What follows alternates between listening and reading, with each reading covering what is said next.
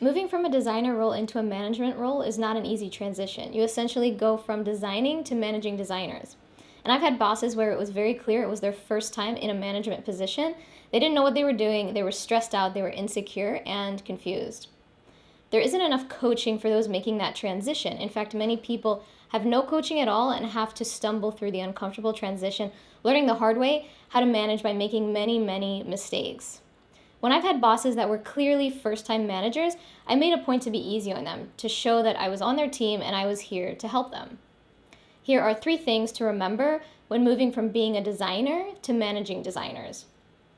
Number 1, understand your job first. You can't manage others properly if your own tasks aren't clear. And I understand there will be a substantial learning curve when starting a new position, especially for first-time managers. But get in there and figure it out as soon as possible so you can start being an awesome boss. Understand that your job probably isn't to design anymore. It's probably now more project management and client relationships. So take care of the bigger picture and support your designers in their roles. You can monitor a designer's projects and progress, but don't micromanage. Don't get involved in a designer's day-to-day tasks. Your performance isn't measured by your solo achievements anymore. Instead, it's probably now measured by your team's achievements. So it's now your job to inspire your team to do great design work. Number 2 is communicate. Communicate with your team every chance that you get.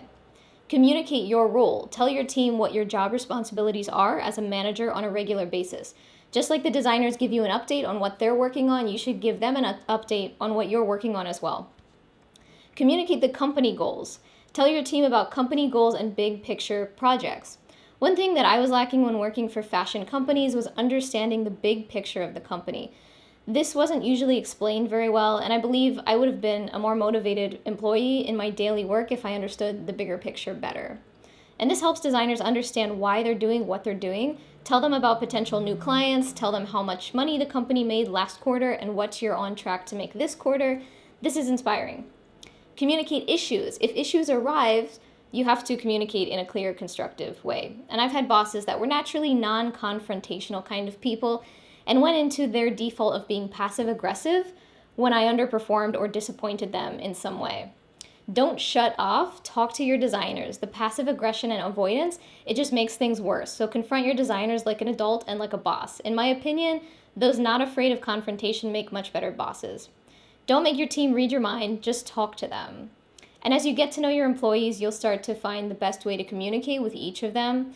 Every individual responds to different communication in different ways. Be sensitive to that and accommodate each employee. Designers, do your part too. Get to know your boss, how your boss prefers to communicate. Number 3, motivate. Make your designers feel appreciated, respected, and supported. Keeping up office morale is a big part of managing a team. Morale has a huge effect on productivity and general well-being. Low morale can lead to subpar concentration and increased mistakes. Also, it can lead to higher employee turnover rate and general absenteeism. Be your team's biggest advocate. Give them credit where credit is due. Managing a team is a lot like a relationship. Get to know your designers, understand their strengths and weaknesses, help to highlight their strengths, understand their life goals, keep their best interests at heart, and never stop supporting them. That's my idea of an ideal design boss. If I had a boss like that, maybe I would have kept working in corporate design, but maybe not. If I ever lead a design team, this is the kind of boss that I would strive to be. Comment below and let me know what your traits in an ideal boss would be. And subscribe.